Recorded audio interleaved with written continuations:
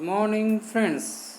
प्राचीन इतिहास के एक नए प्रैक्टिस सेशन में आपका स्वागत है। आज का हमारा विषय है ऋग्वैदिक एवं उत्तर वैदिक काल के प्रश्न।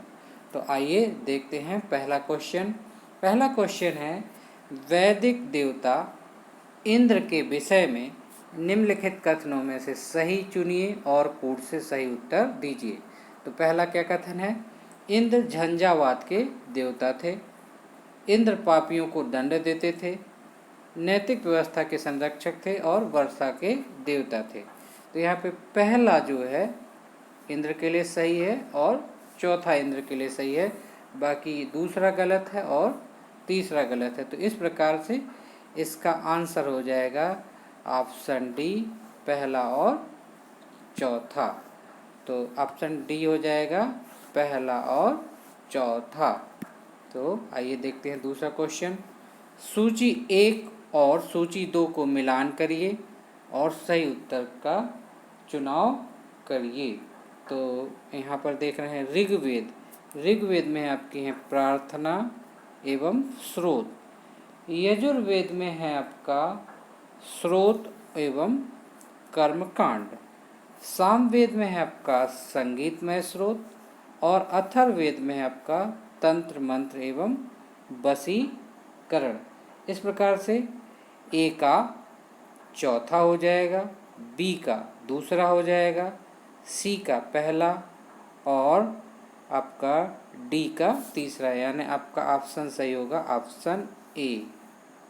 ठीक है, A4, B2, C1, D3। आइए देखते हैं क्वेश्चन नंबर 3। गौपथ ब्राह्मण संबंधित है आपका यजुर्वेद से, सामवेद से, अथर्ववेद से, ऋग्वेद से। तो जो गौपथ ब्राह्मण है वो आपका संबंधित है आपका अथर्ववेद से। अगला क्वेश्चन देखते हैं, वैदिक साहित्य का सही क्रम कौन सा है?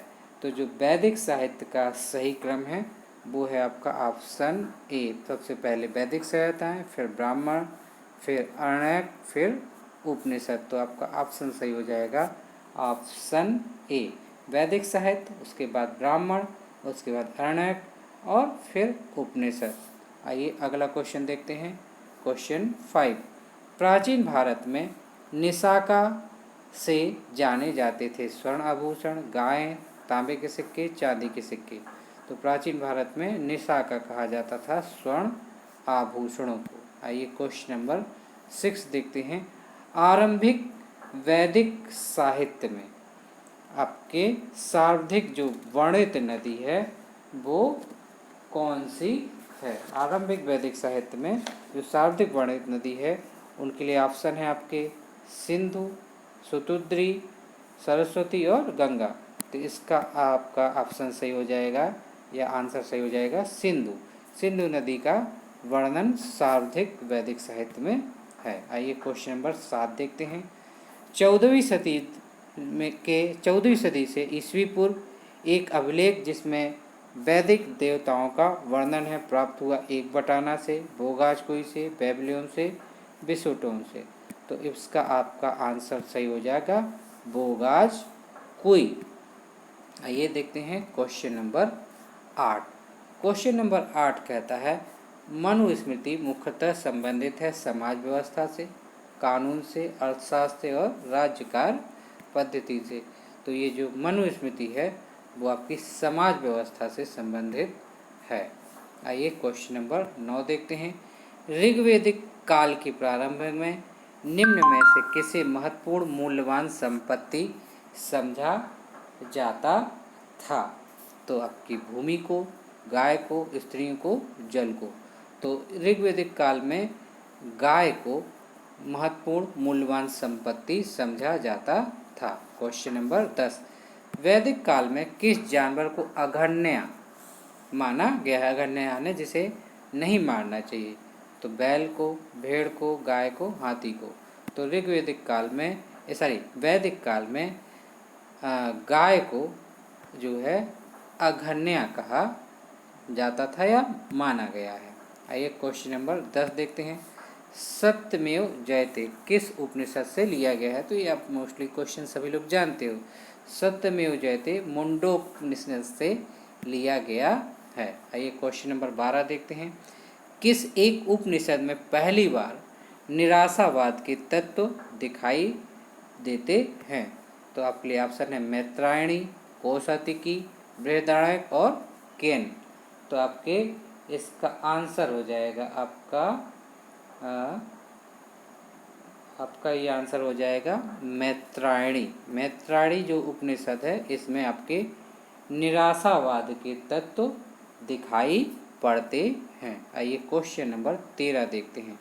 आध्यात्मिक ज्ञान के विषय में नचिकेता और यम का संवाद। आप जानते हैं नचिकेता और यम का संवाद हुआ था और यह किस उपनिषद में दिया गया है? तो यह कठोपनिषद में दिया गया है नचिकेता और यम का संवाद। तो क्वेश्चन नंबर 14 देखते हैं। सूची 1 को सूची 2 से सुमिलित करके कूट से सही उत्तर चयन करिए। तो यहाँ पर वैदिक नदी दिए हैं, उनके आधुनिक नाम दिए गए हैं। तो ये जो कुंभा नदी है इसको वर्तमान समय में काबुल नदी कहते हैं। ठीक है।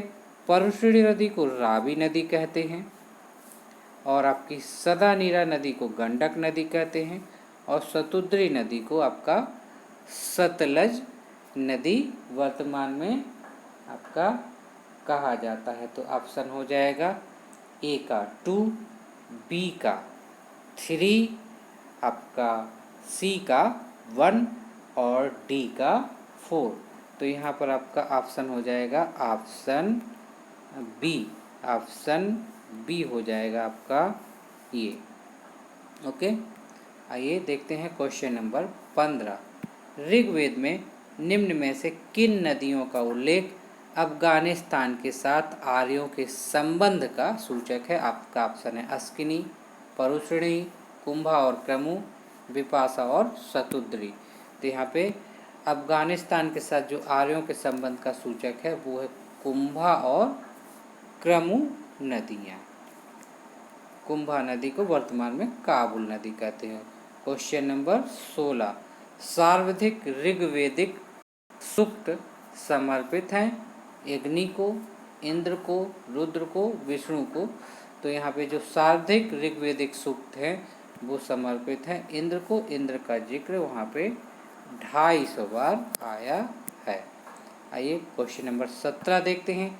उत्तर वैदिक काल में निम्नलिखित में से किसको आर्य संस्कृति का धुर समझा जाता था?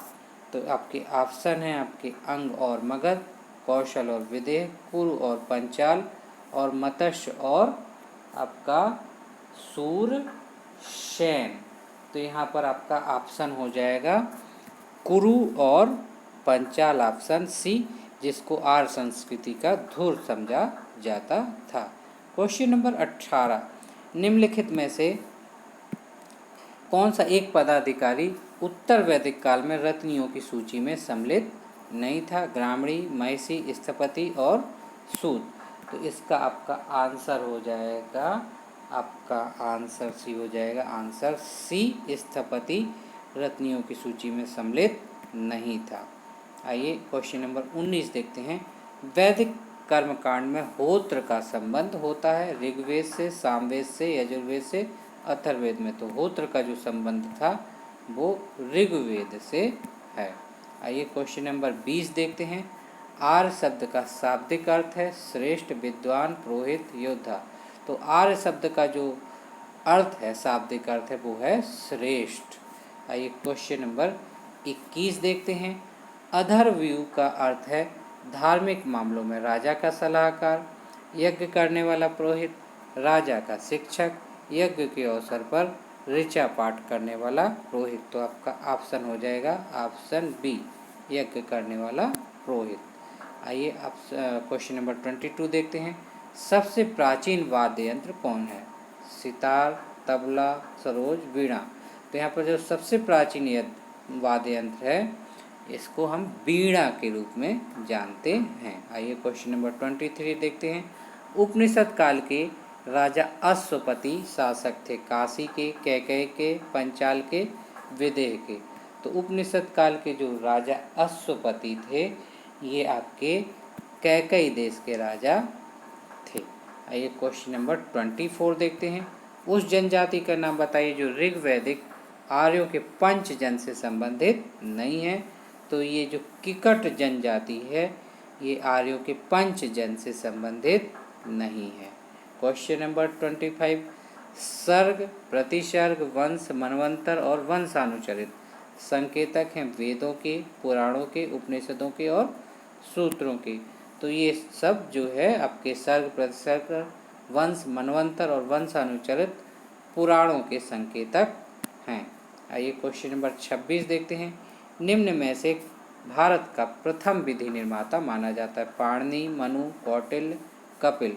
तो इन सब में से मनु को भारत का प्रथम विधि निर्माता माना जाता है। आइए क्वेश्चन नंबर 26 के बाद 27 देखते हैं। निम्नलिखित में से किसने दसराग युद्ध में भाग नहीं लिया था। तो परुष्णी नदी अर्थात रावी नदी के किनारे 10 राजाओं का युद्ध हुआ था, जिसमें से तित्सु ने भाग लिया था, पक्त ने भाग लिया था, विषाण ने भाग लिया था, लेकिन गंधारी ने इसमें भाग नहीं लिया था। आइए क्वेश्चन नंबर 28 देख लेते हैं। कौशेय शब्द का प्रयोग किसके लिए किया गया है। कपास के लिए, सन के लिए, रेशम के लिए और आपका ऊन के लिए। तो यहाँ पर जो आपका कौशेय शब्द का प्रयोग किया गया है वो किया गया है आपका ऑप्शन सी, रेशम के लिए। आइए आगे बढ़ते हैं। क्वेश्चन नंबर 29 देखते हैं। क्लासिकीय संस्कृति में आर्य शब्द का अर्थ है ईश्वर में विश्वासी, एक वंशानुगत जाति, किसी विशेष धर्म में विश्वास रखने वाला या उत्तम व्यक्ति। तो यहाँ पे जो क्लासिकीय संस्कृत है उसमें आर्य शब्द का मतलब होता है एक उत्तम व्यक्ति। आइए क्वेश्चन नंबर 30 देखते हैं।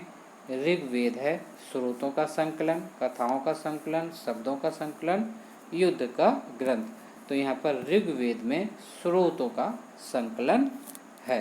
तो ये थे आपके आज के टॉप 30 क्वेश्चन। इस प्रैक्टिस सेट को हल करिए और चैनल पसंद आ रहा है तो स्टडी नेशंस को सब्सक्राइब करिए, लाइक करिए, कमेंट्स करिए। Good bye.